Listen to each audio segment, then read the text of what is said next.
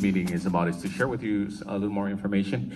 What we're going to do first, though, is we're going to turn some time over to Seamus Fitzgerald. He's going to share with us a little presentation on the mountains and the significance of mountains for us culturally, as well as those in the world, and religiously, why mountains were important. And then I will come up and share with you some of the things about what's going on the mountain and some of the concepts that you may be hearing thrown around, like aloha aina and kapu aloha and things like that. And then at the end, if I can, and President doesn't know, but I'm going to ask him to come up and kind of give the position of the center as far as the support of what's going on up there. So turn time over to Seamus.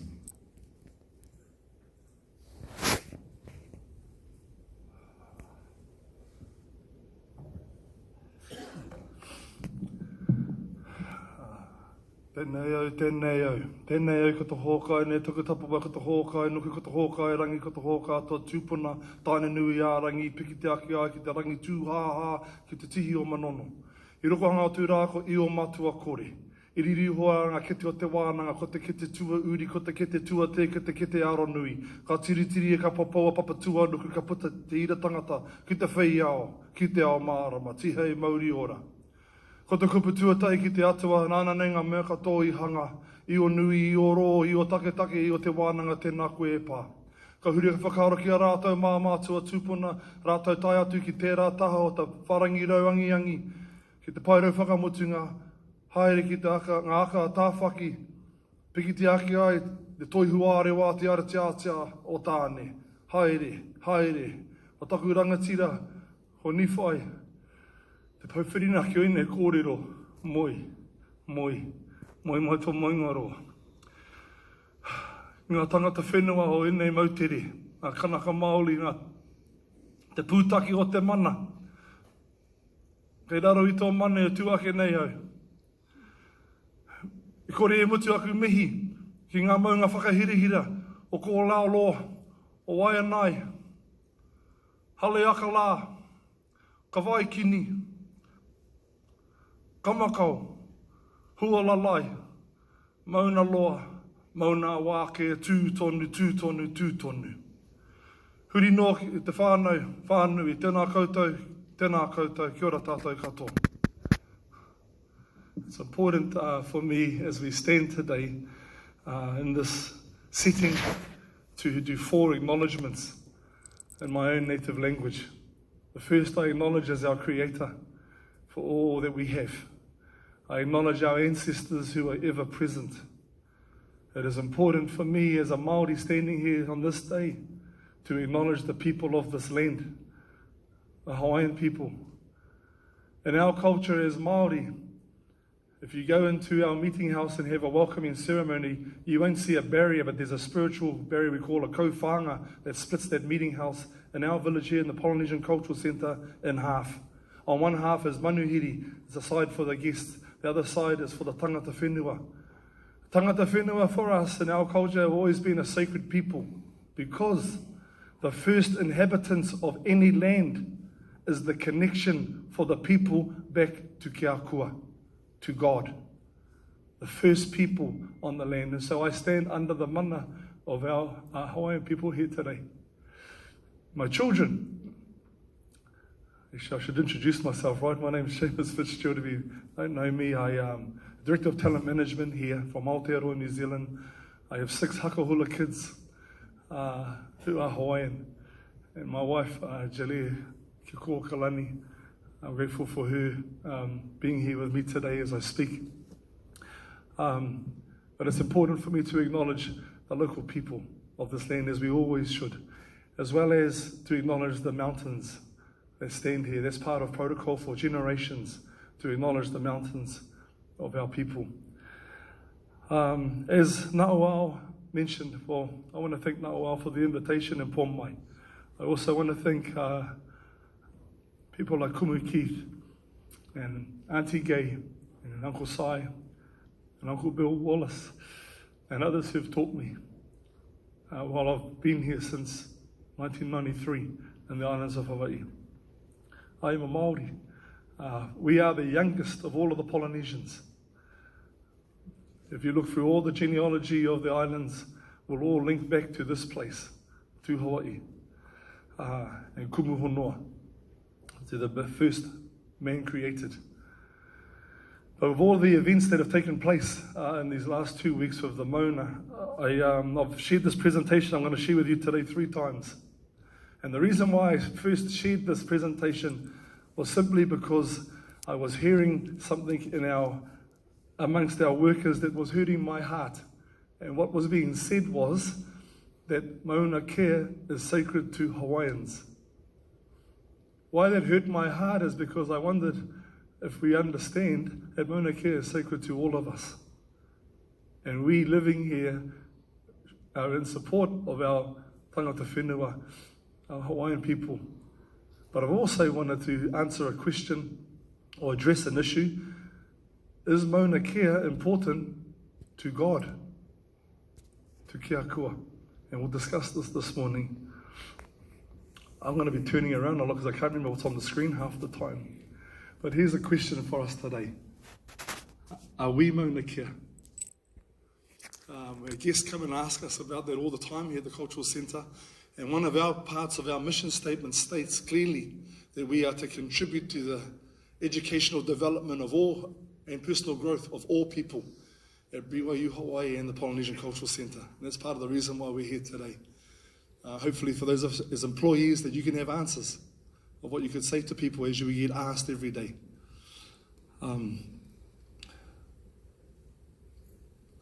Through all cultures of the world, if it's okay, fine, I'm going to take this mic off and turn around. Through all cultures of the world, you'll find a tradition or a practice of having sacred mountains, not just here in Hawaii, but everywhere. So when guests come and ask, what do you mean the mountain's sacred? You can simply ask those guests, where are you from? Do you have sacred mountains? This is in South Dakota, Pahasapa, the Black Hills. To the Lakota people, it is the sacred center of the world. What I always find interesting about that statement is that it was given this title of the sacred center of the world by people who didn't have GPS.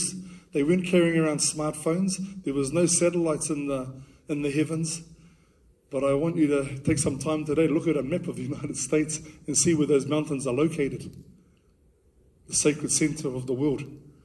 Go to the other side of the world. Uluru, or Ayers Rock. For the Pinanjara, or the Aborigine people of this area, it is the dwelling place of their sacred creators. A rock or a mountain. And don't be fooled by its size. This landscape of Australia makes it look maybe not very tall. But that's a big rock if you haven't seen it. And again, not just a source of water, not just a source of life.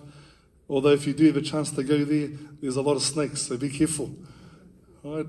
No snakes in New Zealand, by the way, just only in Australia. But a sacred mountain. To our Japanese visitors who come every day here to the Cultural Center, they have 2 sacred mountains. One of them, Fuji, a sacred mountain to the Japanese people. They go across to Greece. And after the Titans were destroyed, Mount Olympus, sacred mountain, a home of the gods. Probably one that we're not familiar with very much, but if you're in Tibet, this mountain here, Kailash, is the sacred home for 4 different religions. For the Hindu religion, this is the dwelling place of their god Shiva, who is in a state of eternal meditation, a sacred mountain. So then you come into the Pacific. This is a photo of Haleakala on the island of Maui, a celestial school of learning, a place where our ancestor Maui learnt about astronomy. A sacred school of learning for us, a whare wānanga. Haleakala, that name you'll find through the Pacific. In Aotearoa, we call it Whare o te Rā. We know about that mountain, the home of the sun. Now, if you go into other islands, and those of you from Samoa will recognize our ancestors, wherever they landed through the Pacific, they named mountains. This one here, in Tutuila, Maunga Matawhao, on the island of Upolu, Mauna Vaia. These mountains are often named in formal speech making. Fololile Sami, Silima Tuko Fele Aso, Tapuisi Tapuitea, Mauna Savaya, Mauna Vaia. That just came to my mind. It's something I learned from Auntie Vi a long time ago. But in our speeches, we acknowledge these sacred places. The Mauna Vaia today, the resting place of Tusitala. Storyteller Robert Louis Stevenson put there as a place of honor. Coming to the islands of Tahiti and this beautiful island, Huahine, when our ancestors arrived in this island, this little hill over here, which may not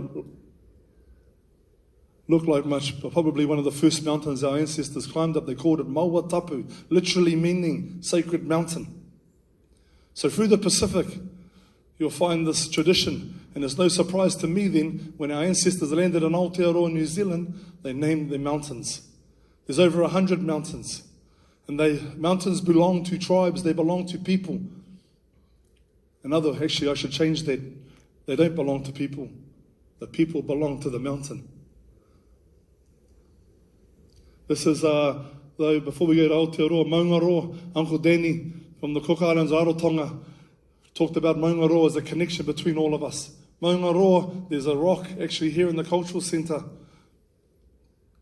Some of you may not know, but when the Cook Islanders came from the Cook Islands, they brought a stone from the top of Maungaroa and they put it in cement in the Cultural Center. I don't know if they asked for permission, so I don't want to talk too much about its location. But they had permission. But that's Maungaroa. There's a Maungaroa in Aotearoa, New Zealand, just out of Upper Hutt. There's a Maungaroa on the Big Island. This mountain, this long mountain that Uncle Danny always spoke about each day. And Aotearoa, Taranaki, Ngāti Ruanui people. This is Taupiri, the resting place of our Queen and Kings, Tainui. This is Tarawera and Te Arawa. The people of Ngāti Oho Mairangi, they belong to this mountain. This is Aoraki, the tallest mountain in Aotearoa, New Zealand, also known as Mount Cook. But we'll just stay with Aoraki today. And Aoraki the people of Ngaitahu belong to this mountain. Maunga Pohatu, a sacred place of learning for Ngai Tūhoi. This mountain here, Rākau Manga Manga, songs and chants written about it, one of the first places where Ngāpuhi people landed. But in the north, many mountains, Te Whare Tapu o Ngāpuhi, well known, all the mountains around there. Ramaroa, Tutamoi, Manaia, and other mountains, people belong to them. This is Hikurangi, it's the first place in the world to see the sun, Ngāti Parau. This is my mother's mountain, Aorangi. Ngā rā o Kupe, it's the sails of Kupe. It's down in the bottom of the North Island in the Wairarapa. I grew up under the shadow of 4 mountains. Ruapehu, Pihanga, Ngā Uruhoi, and Tongariro. So we know that these mountains are important to the people of the world and to the people of the Pacific. So now let's answer one question. Are mountains important to God, to Kia Kua? In Judeo-Christian Middle East, there are 4 significant mountains. This one is Ararat, the resting place of Noah's Ark, a sacred mountain. Where the city of Jerusalem today, it sits on a mountain, Mount Moriah. Moriah is where the Lord told Abraham to go and sacrifice Isaac. He told him to go up a mountain. It's also known as Mount Zion. It's where Solomon's temple was built, and where today the Dome of the Rock is, on Mount Moriah.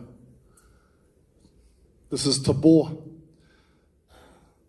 Savior Jesus Christ could have taken Peter, James, and John anywhere in the area, but he chose to take them up a mountain. It's also known as the Mount of Transfiguration. And there he passed through the veil and showed Peter, James, and John the heavens on Mount Tabor. Probably the most famous is this one, Horeb. In the Old Testament, in Exodus 3:1, Horeb was given another name, the mountain of God. What's interesting for us is to always understand mountains aren't just important to people.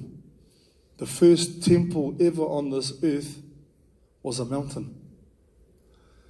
And in 1517 BC, at the age of 80, Moses was called to be a prophet. He was like most of us. He was trying to get out of that calling. But he took the calling, and he took the children of Israel on dry land through the Red Sea.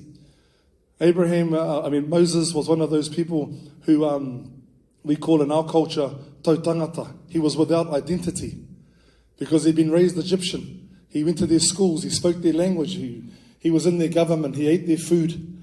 All he knew about the house of Israel is there were people down the back doing all the mahi, doing all the work. And then he finds out that he's a direct descendant from the house of Levi. And he goes to Jethro and he learns.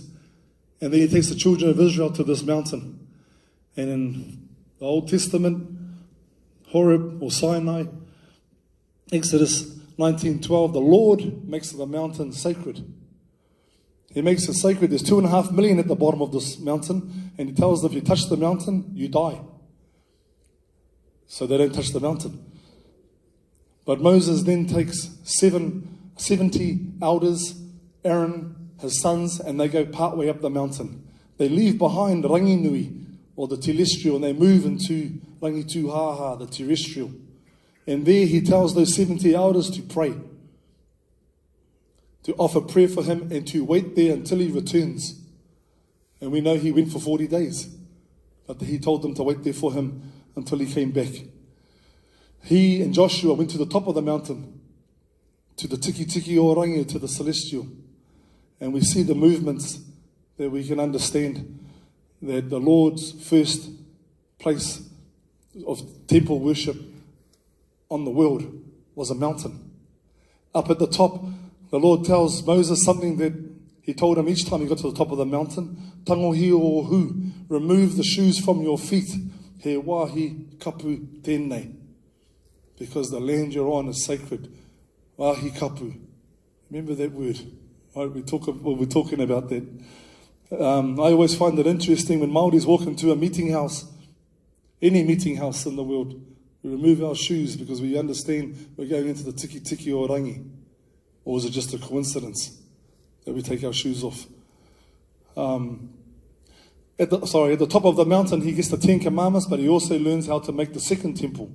The second temple is portable, the tabernacle of Moses. It was set up 38 times. Every time it was set up, it faced to the east.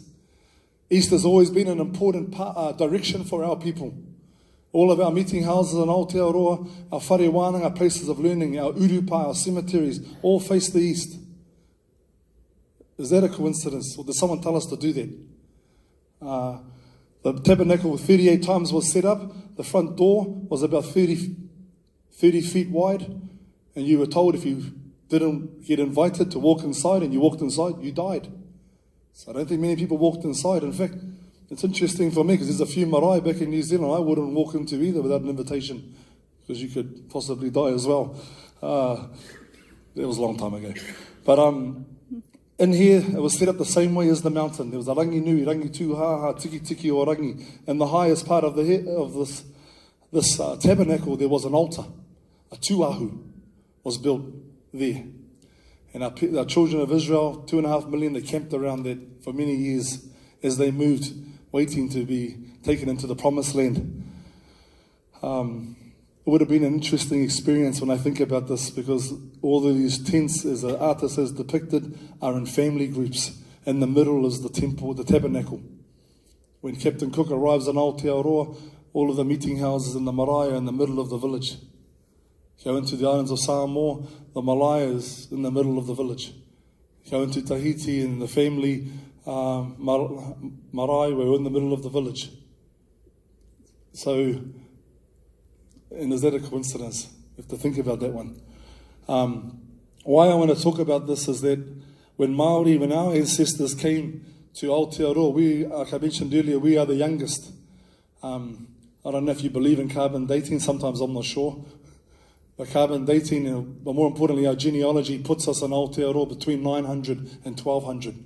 We're the last a country inhabited in the Pacific.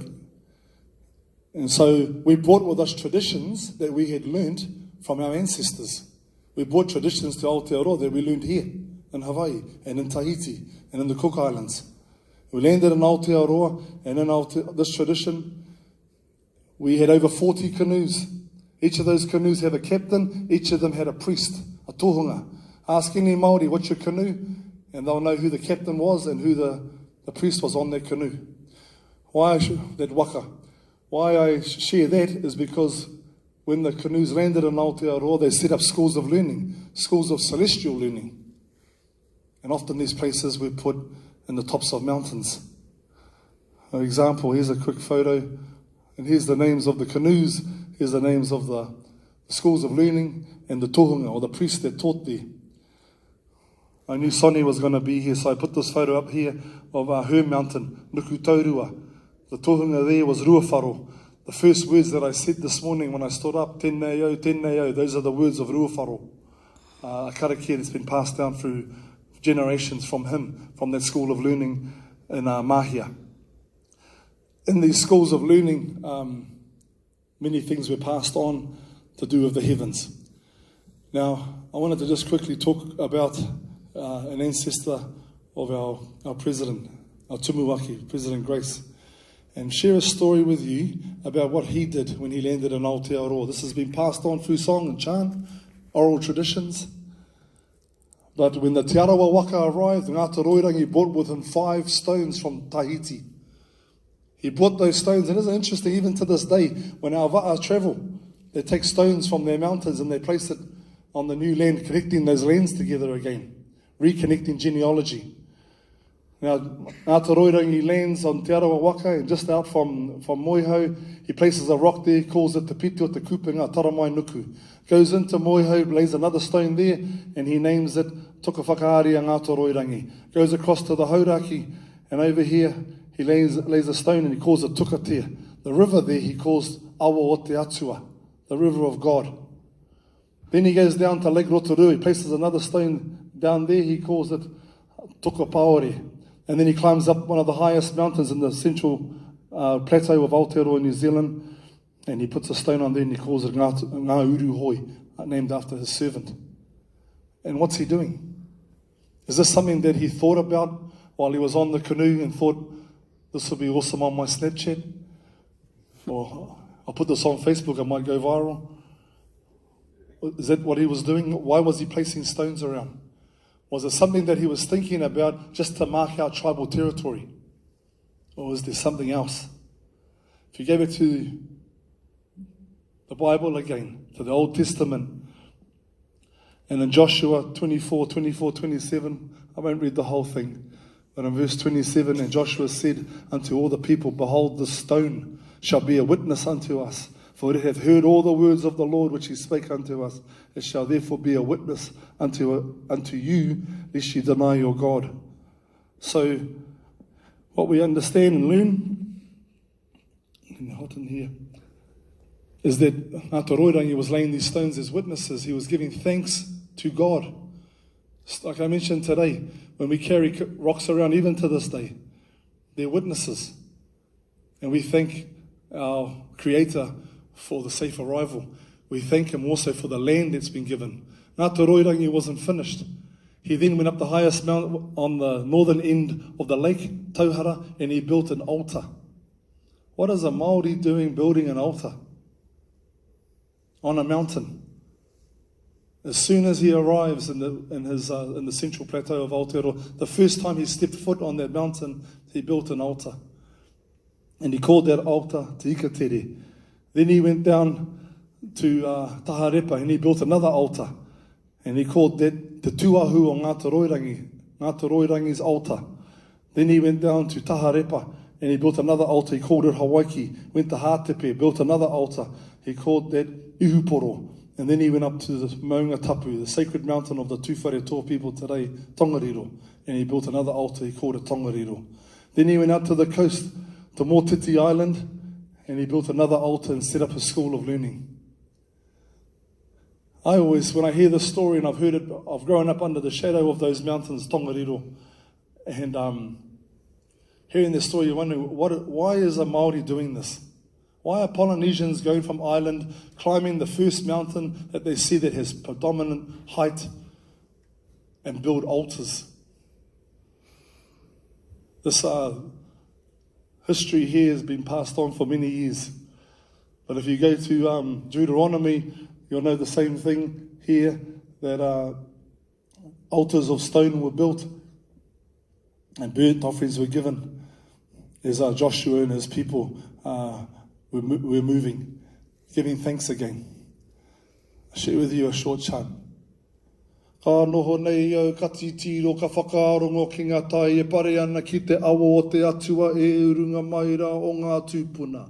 Ka neke taku titiro ki tauhara e tūkau ki te ikateri. Heki iho taku titiro ki taha repa ki te taha tai o te tūpuna ki te ahu o ngā toro. Nuku atu ka titiro ki hawaki ki te rukutanga kei roto ngai o. Kāhi koi haere tūwana au ki uhuporo. Ko te māhue tata atu ki motu taiko. Kapa ki taku titiro ki tongariro heki iho rā ki te one tapu. Ka hoki ano ki maketu ko te whare tēnei o ngā toroirangi. So through oral traditions we've kept this tradition alive. We know the names of these altars. You know the names of these places. So when we think of Mauna Kea, and you think that the Hawaiian people, I just heard it yesterday on one of the videos I was watching, that the knowledge of our Hawaiian people is that they came from the southeast. Coming from the southeast, what would have been the tallest mountain they would have seen? Mauna Kea. And it's no surprise to me that in the history of our Hawaiian people that the first inhabitants would have climbed that mountain. They would have built an altar on top. They named it Mauna Awa Kea, literally translated the mountain of Sky Father. You've heard that name already today. The mountain of Sky Father is in Exodus 3:1. Why are Hawaiian or why are Polynesians naming a mountain the same name as Mount Sinai, the mountain of God? Or are we from there? Do we have connections there? So when I think about Mauna Kea, is Mauna Kea sacred to Hawaiian people? Yes. But is Mauna Kea sacred to us? Yes. Is Mauna Kea sacred to God? Well, hopefully you've seen through the story that I just shared that one of the first sacred sites of the Hawaiian people, like everywhere the children of Israel have moved, was a mountain. Mauna Awa Kea. Every time I see this and I think of the people that are there who are trying to stop the desecration of Wāhi Kapu, we should fully understand what that means and what that is. Because the mountain, all mountains, my uncle told me every time you look at a mountain, Seamus, it's telling you to go to the mountain of the Lord. It's telling you to go to the temple. Because that's what it was anciently for our people. Are we Mauna Kea? The whole world is Mauna Kea. And I'm grateful for, again, I acknowledge Na'auao and Pomai for the invitation to share some thoughts with you today. I'm thankful to be part of the Polynesian Cultural Center. That name, Polynesian Cultural Center, is a kuleana that we carry to contribute to the educational development of all people. Our guests who come and see us each day. Don't be afraid to share with them what we think and how we feel about sacred places, Wāhi Kapu. Nō reira e te whānau whānui, kare toro te kōrero, engari kore e mutu, aku mihi kia koutou ngā tangata whenua, a kanaka Māori o ēnei mautere. Ngā uri o tini raumano, o te rangi, o ruanuku, tai atu ki kumuhonoa, e mihi nunu kia koutou, tēnā koutou, tēnā koutou, kia ora tātou katoa, ka huri. It's interesting, a lot of stuff I didn't know.